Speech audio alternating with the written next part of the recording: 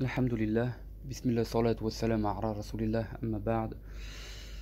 Chapitre numéro 5, Saleh, alayhi salam. Donc, on va voir l'histoire du prophète Saleh, alayhi salam. Section numéro 1, le prophète envoyé au Thamoud. Donc là, on va voir un résumé de son histoire. Ceux-ci sont la tribu bien connue, les Thamoud, appelés ainsi du nom de leur ancêtre, Thamoud, le frère de Djadis. Tous deux étant fils de Abar ibn Iram ibn Sam ibn Nuh. C'étaient des Arabes de souche habitant Al-Hijr, entre le Hijaz et la région de Tabouk. Là, le messager d'Allah, sallallahu alayhi wa sallam, est passé alors qu'il se dirigeait vers Tabouk avec les musulmans. Les Thamoud ont vécu après les Ad et adoré, comme eux, les idoles. Allah leur envoya comme prophète un homme d'entre eux, son adorateur et messager, Saleh. Il les appela à l'adoration d'Allah seul, sans rien lui associer, et à l'abandon des idoles. Une partie d'entre eux crut, mais la plupart l'ont renié, agressé, et même projeté de l'éliminer.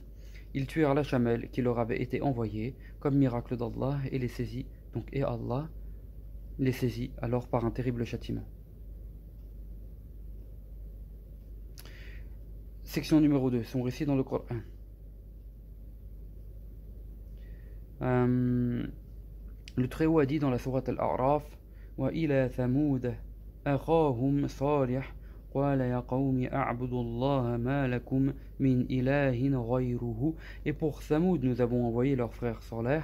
Il dit: ô mon peuple, adorez Allah, vous n'avez pas d'autre Dieu que lui. Une preuve de votre Seigneur vous est parvenue. Voici la chamelle d'Allah comme signe pour vous. Ainsi, laissez-la manger sur la terre d'Allah et ne lui faites aucun mal, car un tourment douloureux vous saisirait. Rappelez-vous aussi lorsqu'il fit de vous des successeurs après les Ad et vous a établis sur terre, en ces plaines, vous aménagez des palais et dans les montagnes, vous taillez vos maisons. Rappelez-vous donc des bienfaits d'Allah et ne commettez pas de forfait sur terre en malfaisant. Les gens du conseil de son peuple qui s'est montré orgueilleux dirent aux opprimés, à ceux qui avaient cru parmi eux: savez-vous que Saleh est envoyé par son Seigneur? Oui, répondirent-ils, nous croyons en ce avec quoi il a été envoyé. Nous autres, dirent ceux qui se montraient orgueilleux, sommes incroyants en ce en quoi vous avez cru. Ils abattirent la chamelle, profanèrent l'ordre de leur Seigneur et dirent: Saleh, apporte-nous donc ce dont tu nous menaces si tu es un messager. La secousse les prit et au matin ils étaient en leur demeure gisant face contre terre. Il se détourna d'eux et dit: ô mon peuple, je vous ai transmis le message de mon Seigneur et vous ai conseillé, mais vous n'aimez pas les bons conseillers. Dans la sourate Hud, wa ila Thamoud akhahum Salih qala ya qawmi a'budu Allah ma lakum min ilahin ghayruhu huwa ansha'akum.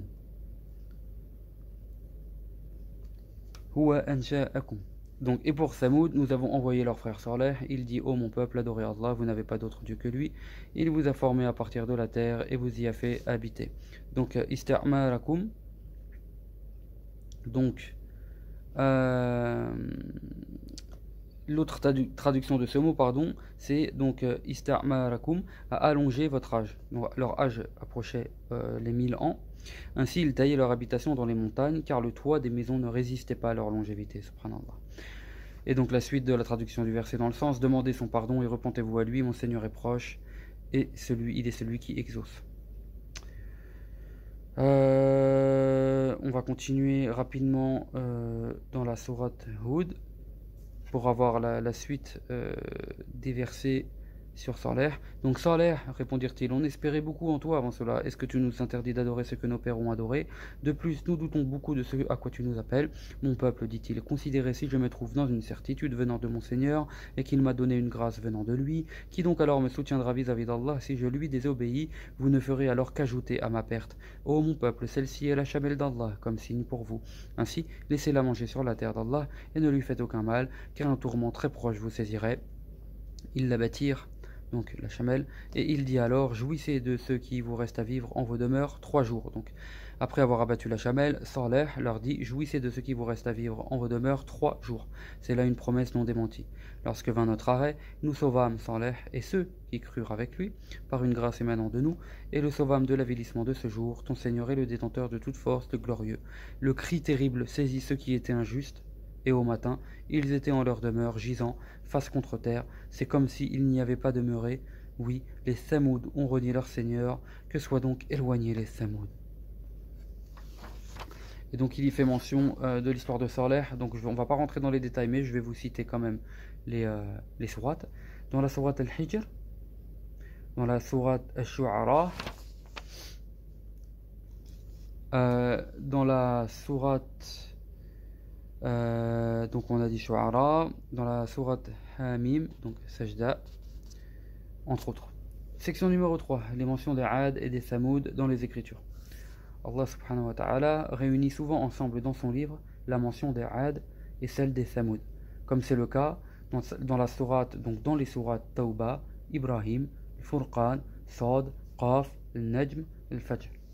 On dit que les scriptuaires n'ont pas connaissance de ces deux nations, donc des Ad et des Samoud, et que celles-ci ne sont pas mentionnées dans leur Torah. Cependant, dans le Coran, il y a ce qui prouve que Moussa a informé de celles-ci, comme cela est évoqué dans la sourate Ibrahim. Moussa déclara: si vous reniez, vous et tous ceux qui sont sur terre, sachez que Allah est riche et magnifié. Le récit de ceux qui furent avant vous ne vous est-il pas parvenu? Le peuple de Nuh, les Ad, les Thamoud et ceux qui furent après eux? Allah Ta'ala seul les connaît. Leurs messagers sont venus à eux avec les preuves. Donc la fin du verset. Allah seul les connaît. Leurs messagers sont venus à eux avec les preuves. Donc ça, c'était dans la sourate Ibrahim, versets numéro 8 et 9. Il apparaît donc bien que cela faisait partie des paroles de Moussa à son peuple. Cependant, ces deux nations étant arabes, ils n'ont pas bien consigné leur histoire et ne se sont pas occupés de la retenir. Bien que les récits les concernant étaient célèbres à l'époque de Moussa, nous avons détaillé tout cela dans le tafsir et c'est à Allah que revient la louange. Section numéro 4, la prédication de Saleh et la réponse de son peuple. Nous allons maintenant évoquer leur histoire et comment Allah sauva son prophète Saleh et ceux qui crurent avec lui, comment il extermina les injustes du fait de leur incroyance, leur arrogance et leur opposition à leurs messagers. Nous avons mentionné précédemment qu'ils étaient arabes et postérieurs aux Ad, dont ils n'ont pas médité l'histoire. C'est pourquoi leur prophète leur dit: adorez Allah, vous n'avez pas d'autre Dieu que lui. Une preuve de votre Seigneur vous est parvenue. Voici la chamelle d'Allah comme signe pour vous. Ainsi, laissez-la manger sur la terre d'Allah et ne lui faites aucun mal, car un tourment douloureux vous saisirait. Rappelez-vous aussi lorsqu'il fit de vous des successeurs, après les Ad, et vous a établis sur terre, en ces plaines, vous aménagez des palais et dans les montagnes, vous taillez vos maisons. Rappelez-vous donc des bienfaits d'Allah, et ne commettez pas de forfait sur terre en malfaisant. Il a fait de vous leurs successeurs, pour que vous méditiez ce qui leur est arrivé et agissez autrement qu'eux. Il vous a établis en cette terre où vous construisez des palais dans les plaines, et taillez dans les montagnes des maisons entreprenant. Donc, c'est-à-dire expérimenter dans leur construction. Donc il vous a établi en cette terre où vous construisez des palais dans les plaines, et il leur a permis d'expérimenter dans ces constructions. Allah subhanahu wa ta'ala leur a permis cela. Subhanallah. Répondez donc au bienfait d'Allah par la gratitude et la bonne action, l'adoration d'Allah seul. Prenez garde à sa désobéissance, car la conséquence de celle-ci est désastreuse. Voici encore un verset coranique qui sera explicité par la suite. Donc, c'est pourquoi il les exhorta: serez-vous laissés ici en sécurité, dans des jardins et des sources, des cultures et des palmiers, aux fruits tendres, et vous taillez dans les montagnes des maisons satisfaits. Craignez donc Allah, et obéissez-moi. Ne suivez pas l'exemple des transgresseurs, ceux qui sèment la corruption sur terre, et ne font pas d'œuvre d'amendement. Donc, ô mon peuple, adorez Allah, vous n'avez pas d'autre Dieu que lui, il vous a formé à partir de la terre et vous y a fait habiter.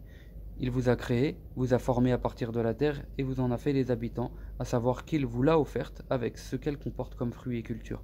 Il est le créateur et le pourvoyeur de ressources et le seul à qui l'on doive vouer l'adoration à l'exclusion de tout autre. Demandez son pardon et repentez-vous à lui, abandonnez ce que vous suivez et tournez-vous vers son adoration. Il l'acceptera de vous et vous pardonnera. Mon Seigneur est proche, et celui qui exauce. Saleh, répondirent-ils, on espérait beaucoup en toi avant cela. Nous comptions sur la perfection de ta raison avant que tu ne dises ces paroles, à savoir ton appel à ne vouer le culte qu'à Allah, à délaisser les idoles que nous adorions et à abandonner la religion des pères et des aïeux. Donc on va s'arrêter là déjà pour méditer un petit peu. Cela ne vous rappelle-t-il pas l'histoire du prophète Mohammed sallallahu alayhi wa sallam, où il était considéré comme digne de confiance, al-amin, par son peuple, les gens l'écoutaient, il tranchait les différends entre les gens, et quand il a eu la révélation donc du Coran al-Karim par Allah subhanahu wa ta'ala, les gens ont commencé à s'en détourner. Pourquoi? Parce qu'il appelait il appelait à adorer Allah seul. Et là, c'est la même chose avec Saleh. Subhanallah. Wallahu a'lam. Donc, est-ce que tu nous interdis d'adorer ce que nos pères ont adoré? De plus, nous doutons beaucoup de ce à quoi tu nous appelles, mon peuple, dit-il. Considérez si je me trouve dans une certitude venant de mon Seigneur et qu'il m'a donné une grâce venant de lui, qui donc alors me soutiendra vis-à-vis d'Allah si je lui désobéis? Vous ne ferez alors qu'ajouter à ma perte. Ainsi, il faisait preuve de douceur dans les propos et les rapports avec eux et excellait dans la manière de leur prêcher le bien. Que pensez-vous donc? Si ce que je vous dis et ce à quoi je vous appelle est juste, quelle sera votre excuse auprès d'Allah? Qu'est-ce qui vous sauvera devant lui? Alors que vous me demandez d'abandonner l'appel à son obéissance. Or, cela n'est pas possible pour moi, car c'est une obligation qui m'incombe. Si je l'abandonne, qui me protégera contre lui et me secourra? Je ne cesserai donc de vous appeler à Allah subhanahu wa ta'ala, seul et sans associé, jusqu'à ce qu'il juge entre moi et vous. Tu es, répondirent-ils, un ensorcelé. Tu n'es qu'un être humain comme nous. Apporte donc une preuve si tu es véridique. Ils demandèrent un miracle prouvant la vérité de sa mission. Donc là, on voit bien qu'à chaque fois, les prophètes, ou dans beaucoup de cas, les prophètes sont toujours traités d'ensorcelés, subhanallah, et à chaque fois on leur demande un miracle. Subhanallah. Section numéro 5, la chamelle miraculeuse. Voici, dit-il, une chamelle. Elle aura une part de l'eau un jour, et vous aurez une part de l'eau un jour défini. Ne lui faites aucun mal, car le tourment d'un jour terrible vous saisirait. Cela est aussi mentionné en d'autres passages. Une preuve de votre Seigneur vous est parvenue. Voici la chamelle d'Allah comme signe pour vous. Ainsi, laissez-la manger sur la terre d'Allah, et ne lui faites aucun mal, car un tourment douloureux vous saisirait. Nous avons ainsi apporté à Samoud la chamelle, comme preuve éclatante. Or, ils la renièrent. Les Samoud s'étant réunis un jour dans leur assemblée, le messager d'Allah, Saleh, dans les appeler à Allah, les exhorta et les mit en garde. Ils répondirent: si tu nous fais sortir de ce rocher, et ils le lui indiquèrent, donc ils indiquèrent le rocher, une chamelle ayant telle et telle qualité, ils la décrivèrent dans le détail et furent très exigeants, qu'elle soit grosse, de 10 mois, très grande, etc. Le prophète Saleh leur dit: si je satisfais à ce que vous avez demandé, donc si je réponds, si je vous satisfais dans votre demande, comme vous me l'avez demandé, croirez-vous en ce avec quoi je suis venu, en ce avec quoi j'ai été envoyé? Oui, répondirent-ils. Donc vous voyez, ils ont demandé un miracle. Saleh leur redemande qu'on soit entre guillemets, qu'on soit bien sûr, qu'on soit d'accord, entre vous et moi. Et ils disent donc oui. Ils prient alors leur engagement solennel en cela. Donc comme ça, ils ne peuvent pas démentir. Après quoi, il alla à son lieu de prière où il consacra à Allah, puissant et sublime, ce qu'il put comme prière, puis invoqua son Seigneur de les exaucer dans ce qu'ils avaient demandé. Le Tout-Puissant ordonna au rocher de s'ouvrir, hop, là on arrive au miracle, et une chamelle magnifique, pleine de 10 mois, apparut avec les qualités qu'ils avaient exigées. Lorsqu'ils la virent ainsi, ils virent là un fait extraordinaire, une image grandiose, une puissance sublime, une preuve incontestable et une évidence manifeste. Beaucoup crurent alors, mais la plupart persistèrent dans leur incroyance, leur égarement et leur défi. Or, ils la renièrent. Subhanallah. Le chef de ceux qui crurent était Jandar ibn Amrou. Il faisait partie des notables. Donc le chef de ceux qui crurent était un notable. Ce qui dénote des autres récits, Wallahu a'lam, quand on voit qu'à chaque fois que les gens qui sont dans les négateurs sont souvent les notables, les gens riches avec le pouvoir, etc. Donc là, le chef de ceux qui crurent était Jandar ibn Amrou et il faisait partie des notables. Le reste de ces derniers, projeta aussi d'adhérer à l'islam, mais Zuhab ibn Amr et El-Khabab, gardiens des idoles, les en dissuadèrent, ainsi que Rabab ibn Sam'ar. Jandar appela son cousin Shihab ibn Khalifa, un des dignitaires, à l'islam, et ce dernier eut l'intention d'y adhérer. Cependant les autres l'en dissuadèrent aussi, et il finit par pencher en faveur de ces derniers. Donc quand on dit à l'islam, à croire en Allah uniquement. À l'époque de Saleh. Ô mon peuple, celle-ci est la chamelle d'Allah. Ainsi, il la lia au nom d'Allah, à titre honorifique et sacré, comme on dit la demeure d'Allah, l'adorateur d'Allah, comme signe pour vous, comme preuve de la véracité de ma mission. Ainsi, laissez-la manger sur la terre d'Allah, et ne lui faites aucun mal, car un tourment très proche vous saisirait. Donc petit rappel ici, tous les prophètes étaient musulmans, donc musulmans, soumis, donc c'est pour ça que dans la traduction, ils les appela à croire à l'islam. Wallahu a'lam. La chamelle resta donc parmi eux, broutant là où elle voulait et allant s'abreuver au puits un jour sur deux. Eux faisaient leur réserve d'eau pour le lendemain, ils buvaient aussi de son lait jusqu'à suffisance, et elle aura une part de l'eau un jour, et vous aurez une part de l'eau un jour défini. Nous allons envoyer la chamelle comme épreuve pour eux. C'était là une épreuve pour eux, à savoir s'ils croiraient ou renieraient. Or Allah subhanahu wa ta'ala savait bien ce qu'ils feraient. Surveille-les donc et patiente, attends ce qu'il en sera de leur état, et patiente face à leur vexation. Et informe-les que l'eau sera partagée entre eux. Chaque part d'eau aura ses présents. On va s'arrêter là, Inch'Allah. Wallahu a'lam. Subhanakallahumma wa bihamdik. Ashhadu an la ilaha illa anta astaghfiruka wa atubu ilayk.